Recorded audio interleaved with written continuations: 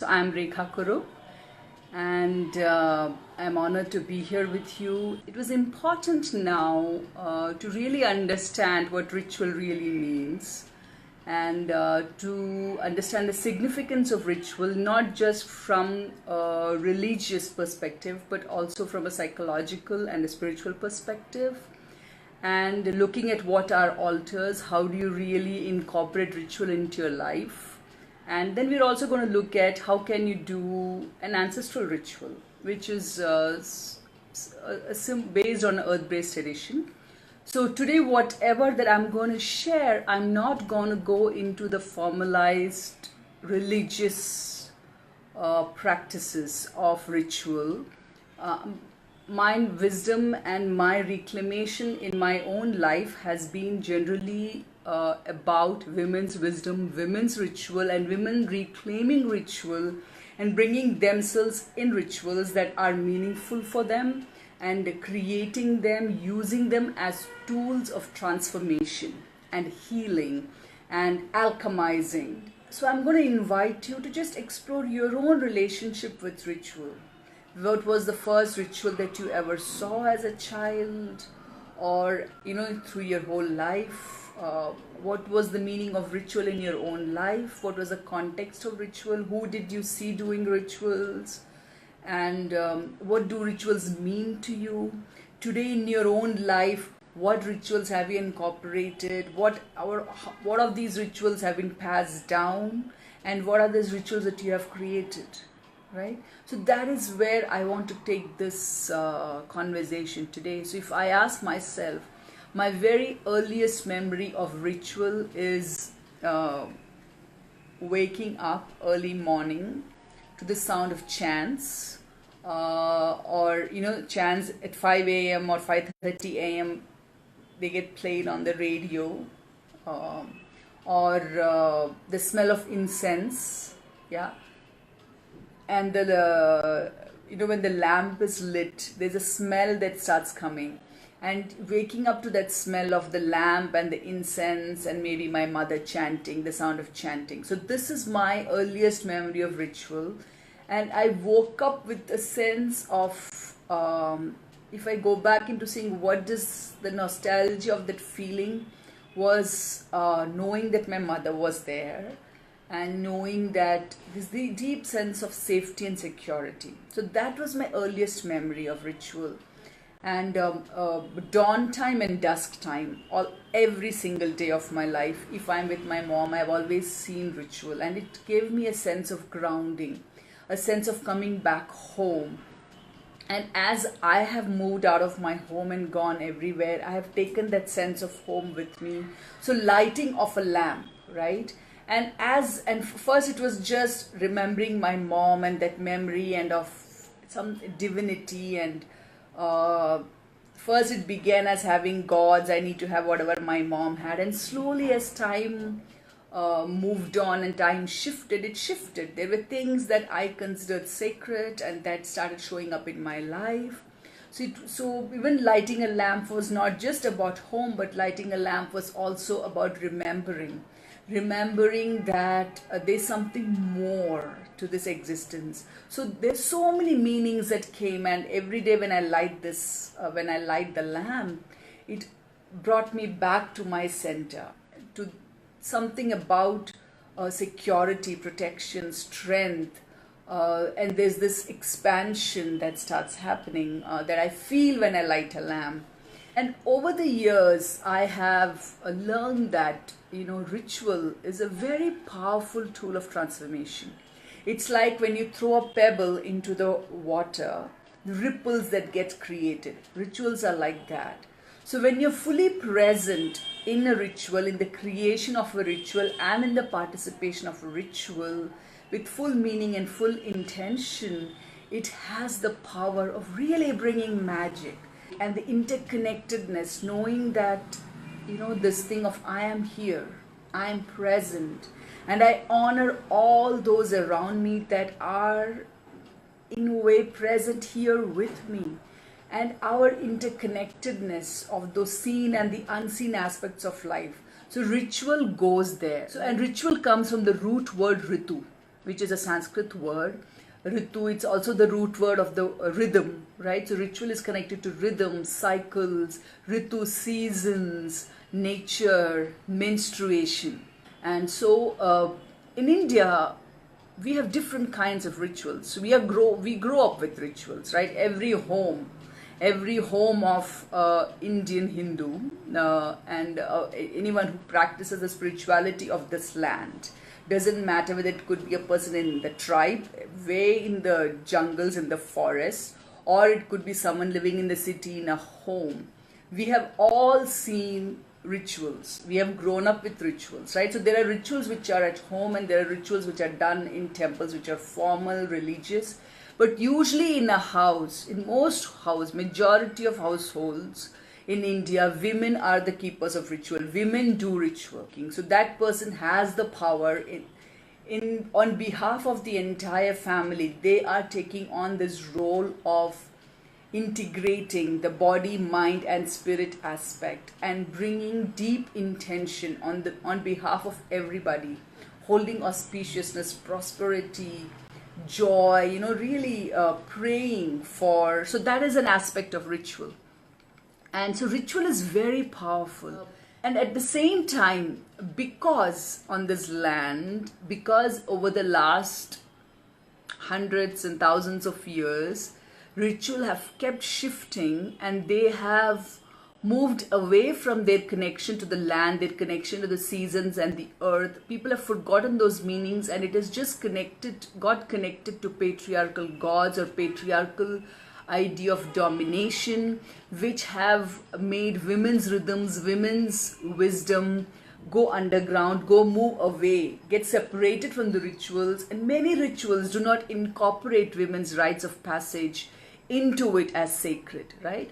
So if a woman is bleeding, no, you cannot be part of ritual. You are impure. So these narratives of pure, impure, somewhere really got seeped into our spirituality, but that is not ritual. Nowhere is restricts. There's no restriction like that when you reclaim into ritual. Ritual is a tool of transformation which involves your hands, your senses, your mind, your intellect. All these aspects come together in the inner and the outer world. So ritual has the power to integrate the inner and the outer world into this very powerful sphere, right, of energetic presence. And so for me, in my own life's journey, I have reclaimed the meaning of ritual for me. And I have found that every act, when I bring my presence into it and there is a deeper intention, there is a conscious choice. Ritual gives me the power to choose the direction and the course of my life in interconnectedness with everything around me. So so everything. So I feel I am always in ritual. My life cannot be without ritual. It is not just about lighting a lamp. Like in the morning when you wake up, when you're brushing your teeth, just a simple act of brushing your teeth, when you hold the toothbrush, put the paste on it and just make this intention that this paste and this toothbrush, may it, as it goes and touches my teeth, may it strengthen my teeth. Something as simple as that. When you're having shower and the water, when you just make this intention, the water that, we in India, we do have chants where we say that may the blessings of all the sacred rivers maybe they enter this bucket of water. And may, as I put, it becomes like a holy dip in all the sacred rivers of this land. It is all about intention. So ritual brings very deep intention to every act that you're doing.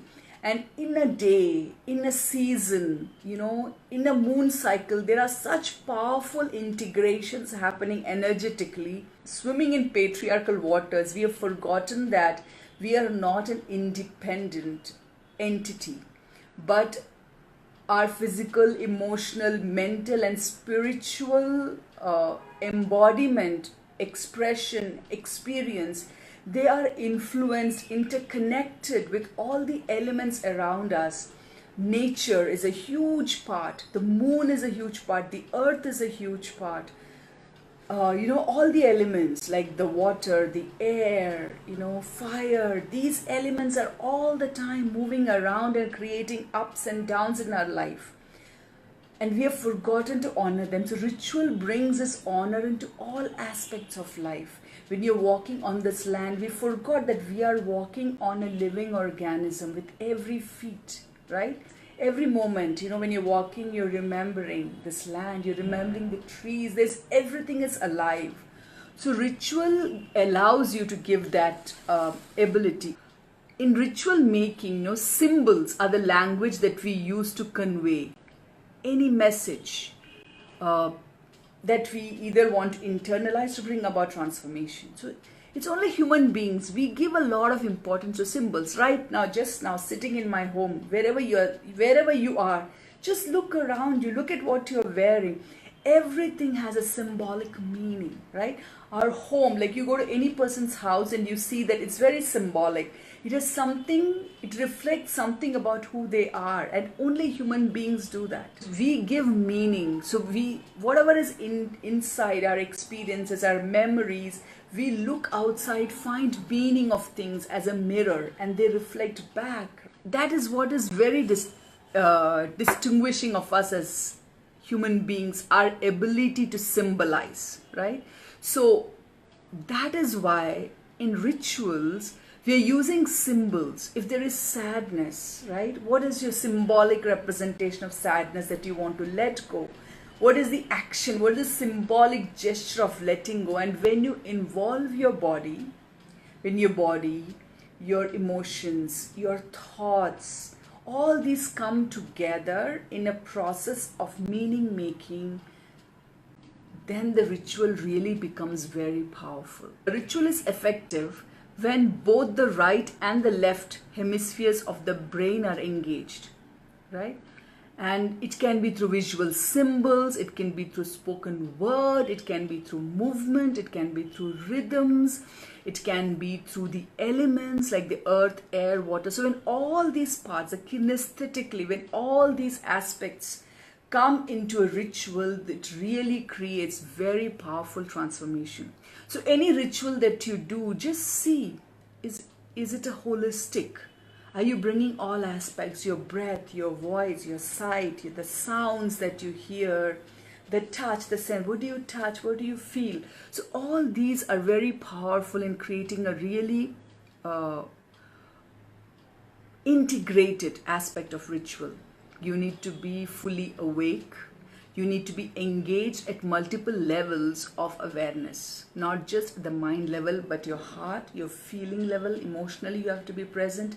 Your spirit, your being, your spiritual presence has to be there. There are different kinds of rituals.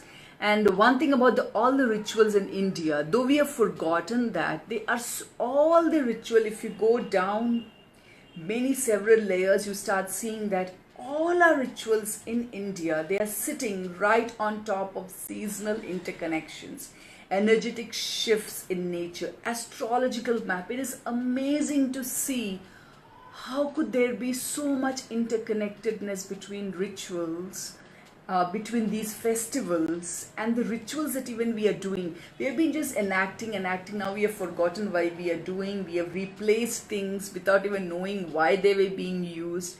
So it is important to know why certain grains, certain leaves, certain branches, barks, herbs are integrated into rituals in festivals at certain times, and what meaning do they bring. Because many of these rituals have really brought a lot of pain to women's narratives, right? And because of that, because of this pain and this wounding and even shame, we have just thrown away that I don't want to do any rituals, and that has taken, I feel, a juice away from our life. So I would encourage you to bring back rituals in the way that you want them to show up for you. So start creating meaningful rituals. Just start going back into your own deep sense. What is it that you need? And really visualizing what is it that you need. Every act, getting a new job or applying for a new job, any change, life transition, bleeding, wanting to have a baby, choosing not to have a baby, a divorce, marriage, birthing, every act, a birthday. Yeah, your birthday is also your mother's birthday, right? So remembering that, we don't remember, like so many things are involved in it, and really bringing ritual into every aspect of your life brings very deep awareness and presence. And we know that when we consciously are present in our life and our life narratives, and we choose, that brings a sense of responsibility and a sense of power, and it opens up things for us. It helps us move forward. You know, I learned about this word altar is only when I went to the US and started getting involved in my program. Before that, sense altar for me, I did not have much association with the word altar. And in a way, I also had a negative connotation to the word altar. And one of the biggest reclamation has been about reclaiming this word for my own self, because now English is kind of like a language that I use in and out a lot. Even more than my own native tongue. So I have to find my sacred presence in this language and reclaim words in a way that are meaningful for me. And so altar is a very powerful word for me now. Altar is any sense of sacredness that I bring. I travel with altars, you know, my sacred things that have deep meaning for them, and they, as soon as they are present, I set them up. It creates an energetic presence in the space. So always in my home, you know, earlier I began, when I started, I had so many altars, and now altars have just all got condensed. And now I have I have two altars in my house. And altars are something like, if you care something deeply about something and you want to transform it, when you bring it, when you can, like, it's this huge superset of awareness. You take a subset of it and you bring it. It's like during Ganesh Chaturthi, you sculpt a mud Ganesha, right? And then you do pranahuti to it. You bring life into it. And then that small statue of Ganesha in your house becomes a alive entity. And you can do that to anything. And so when you create, like for me, Goddess is a very big part of my life. And she's in me, she is in everything around me. And having a goddess altar is very meaningful for me. And there are many things on the altar. And the altar keeps shifting all the time. But anytime, wherever I am, scattered in my mind, the minute I come on that altar, my entire brain comes back and knows that there's a deeper force at work here. Yeah. My intellect has limited understanding of what's happening. It brings me immediately back into something else. And as I bring energetic presence, I smoke and sage that place. I light a lamp in there, I pray there, I chant there. So that space has a very powerful energy. It becomes like a vortex in my house. So I have two vortexes in my house of two powerful themes I feel that orchestrate my life. One is the goddess and the other is the guru.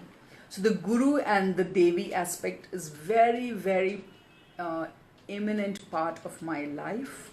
And so it's honoring of both these aspects inside of me and also inside of every living thing on this planet. So I have a guru altar, which has my own spiritual guru's image and anything that I consider as a guru in my life. And it is also an energetic presence for me, because I feel the guru aspect brings grace and it brings gratitude, and gratitude brings grace and the guru. So it's like this energetic flow of that keeps happening in my life, and it brings me back again to that core aspect of my own self. So there was a time when I had an altar for menstruation. When I was journeying, I had so many narratives around menstruation that I wanted to reclaim. I I had pain, I had sadness, sorrow. So having a menstruation altar for months together, and playing with that altar, interacting with that altar, letting go at that altar, transforming my narratives on that altar, and stories and connections and so many things. Somewhere unconsciously and subconsciously, there were so many pathways that opened up for me. So much wisdom that got deepened and expanded just because of that. And now I don't need an altar for menstruation. That was a journey. So anytime I have something that I want to transform, get to know more deeply, I create an altar for it. It could be wisdom, it could be visioning, it could be future, it could be past.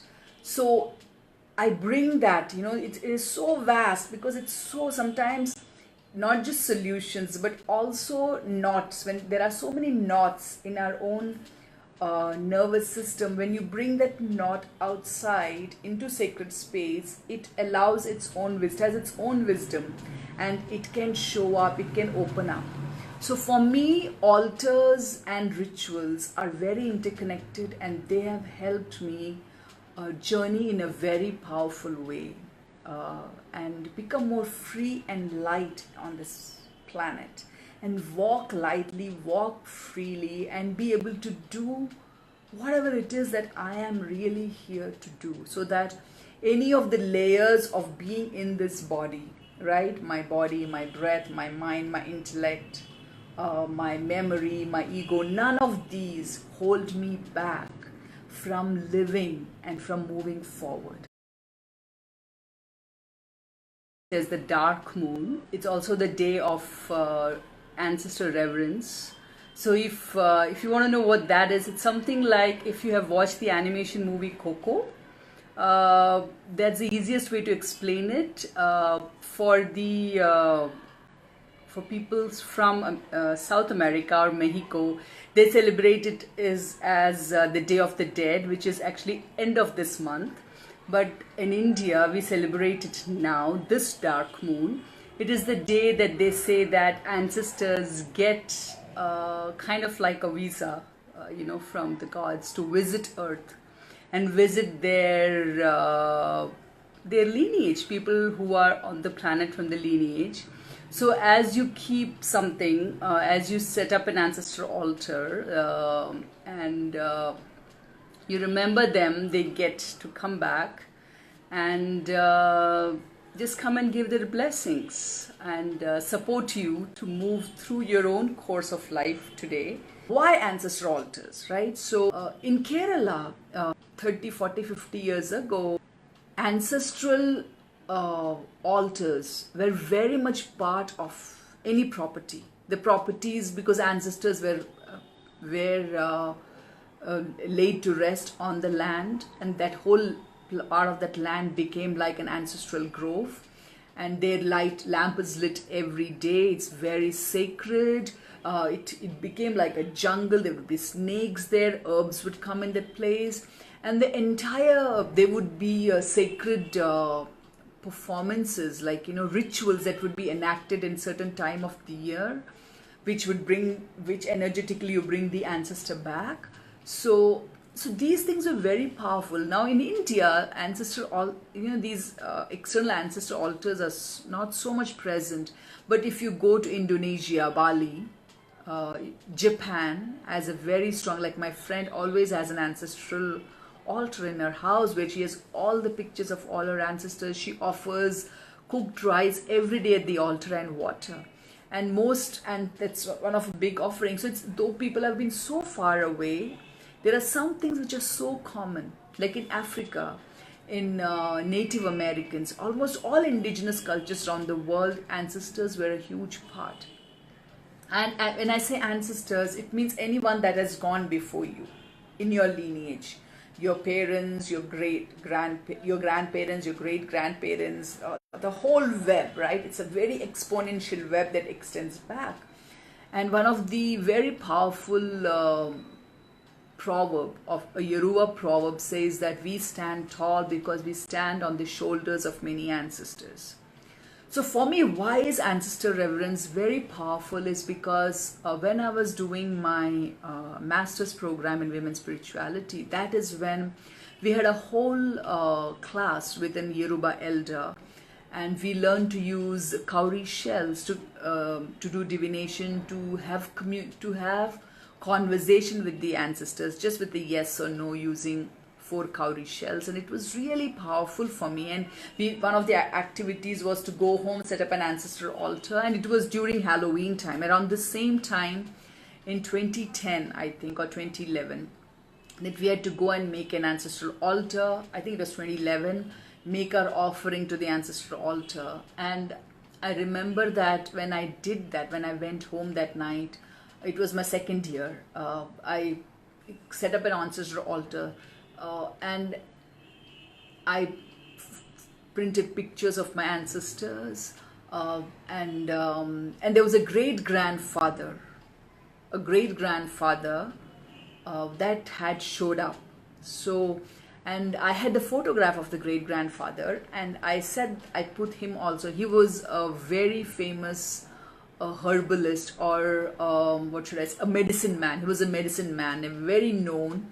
And so when he died, all the wisdom of those medicines disappeared with him. So when I set up an ancestral altar, one of the things is that you offer on the altar anything that you felt that the ancestor liked. So my immediate grandparents, I know what they liked, so I could offer that. And so I had bought all these things and set up the altar.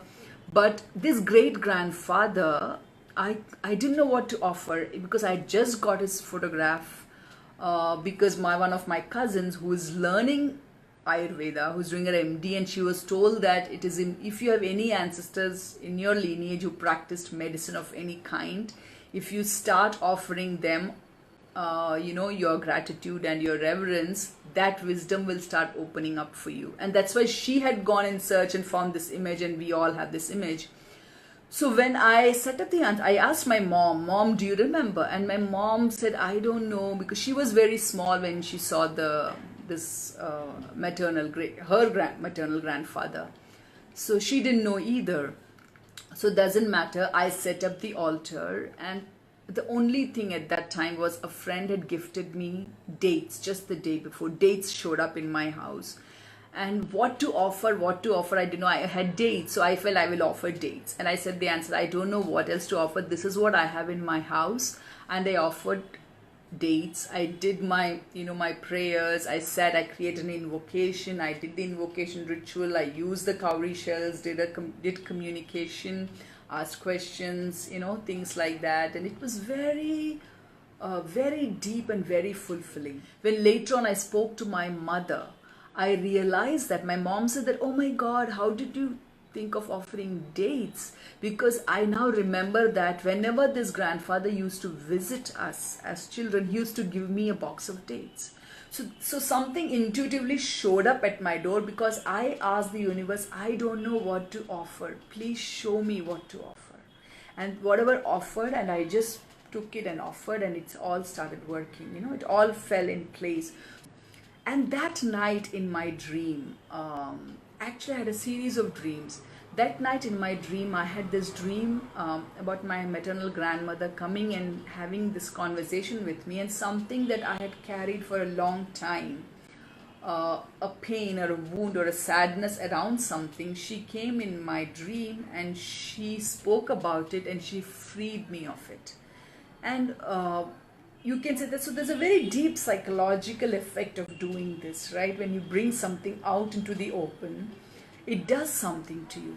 And when I woke up that morning, that is when I had the topic of my thesis, my research, rising daughters, silent mother, fading grandmothers. It was just right there for me. And I woke up with that, and I knew what I was going to do for my master's. And that work from that day till now, that has changed my life. So I feel like in so many ways, the direction of what I would do, where I need to go, that came when I created the Ancestral Altar. And my work, because there was a lot of wisdom that is sitting, even now sitting in my matrilineal, because I come from a matriarchal tradition, rituals and wisdom. that was stuck there because my grandfather, by the time my grandfather and my grandmother came together, the matriarchal system had already shifted. So they were the victims of this breakdown of matriarchal cultures. My mom was a direct recipient of that breakdown, and I was raised in a, I was born in a more of a patriarchal Kerala. It had already shifted a direction.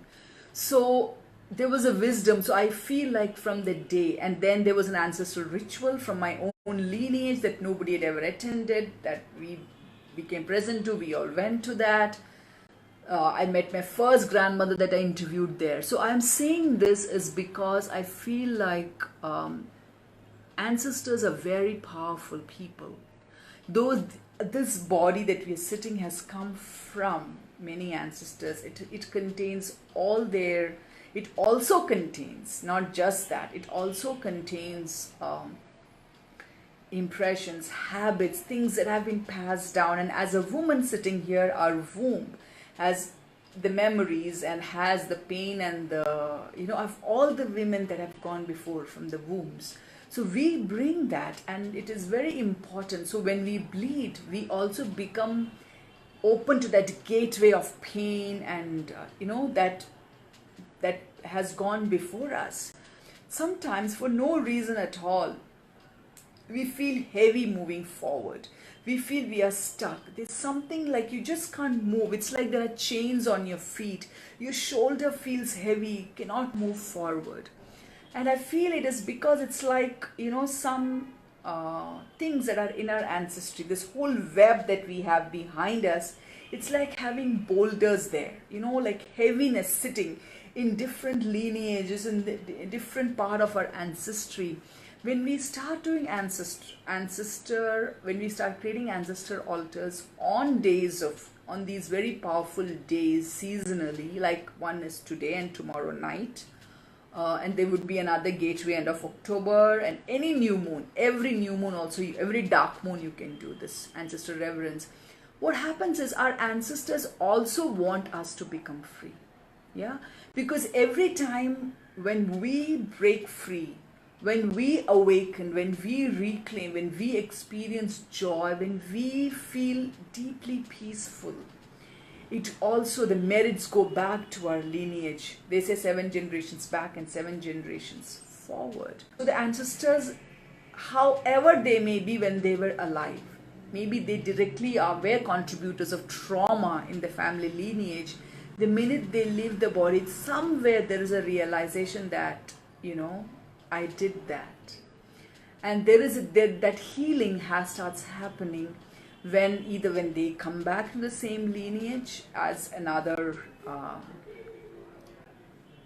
grandchild, a great grandchild, or when they are just stuck there. When someone in this lineage comes around who starts feeling the pain becomes so huge that nothing normal starts working.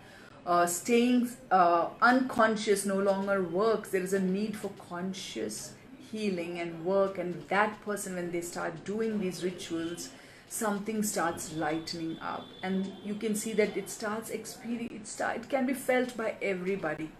That is why ancestral altars and ancestral ritual is very, very powerful. Creating an altar, bringing pictures, if you have pictures. So you see that whatever picture you choose, it has only the ancestor and no living person in that picture.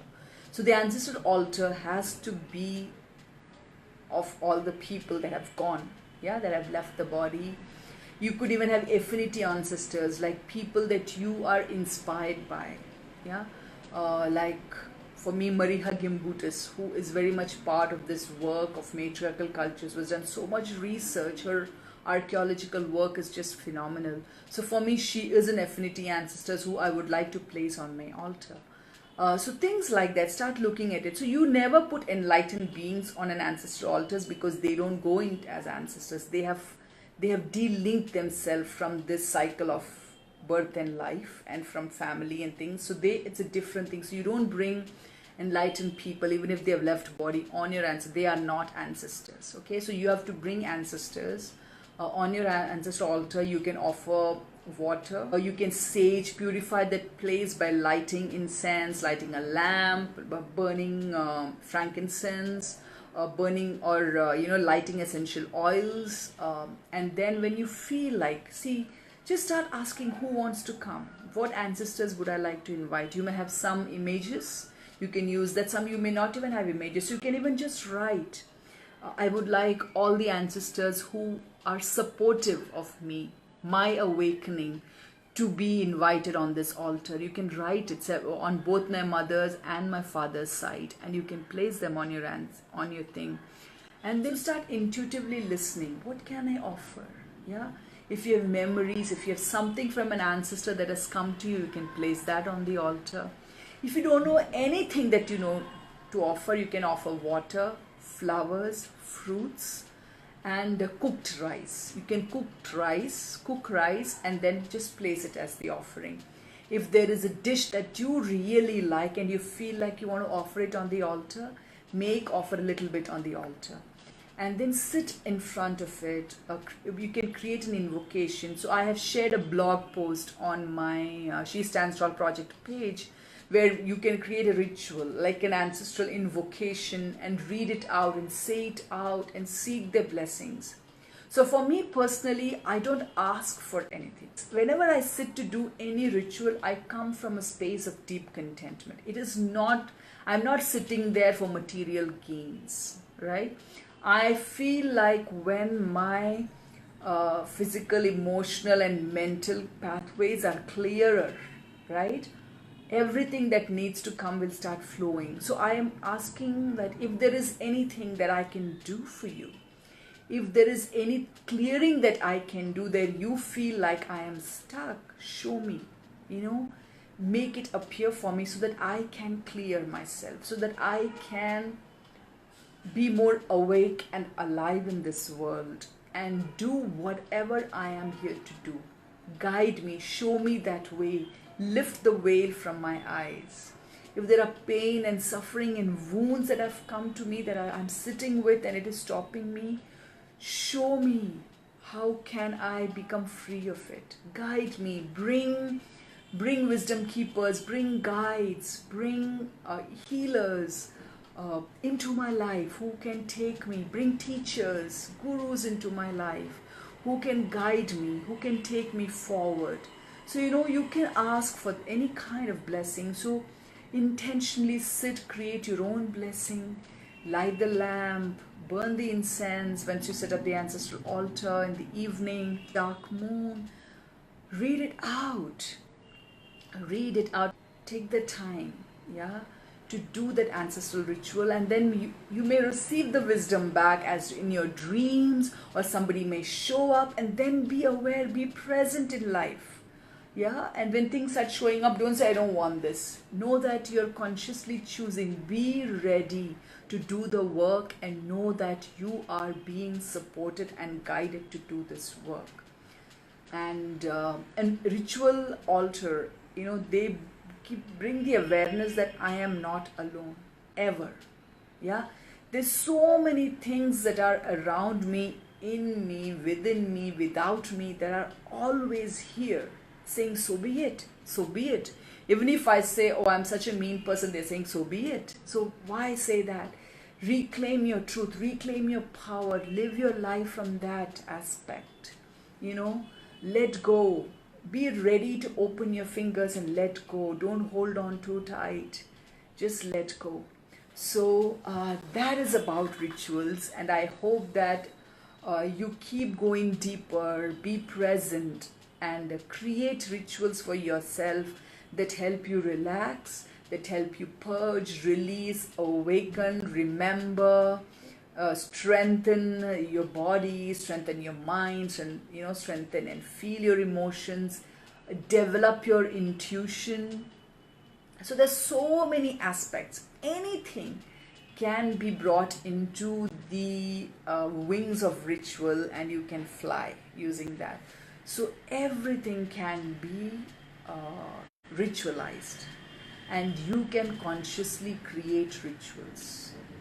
So don't be thinking in the patriarchal way that only somebody has the power to make rituals, and don't be a subordinate. Yeah, be an active participant, be an active creator of rituals, and participate and be present in rituals. And if you have questions around ritual making, how can you make for a specific occasion, if you want guidance and guidelines, or if you want questions to be asked so that you have answers that can show up for you, feel free to reach out to us. Ritual rejuvenation, ritual revival is a very strong foundational pillar for the She Stands Tall project. So with that, I would like to conclude. Thank you so much. I hope if you have any questions, you can write to She Stands Tall project at gmail.com, and I will write back. You can WhatsApp me on my number. And that's all for tonight. Have a wonderful evening. Blessed be.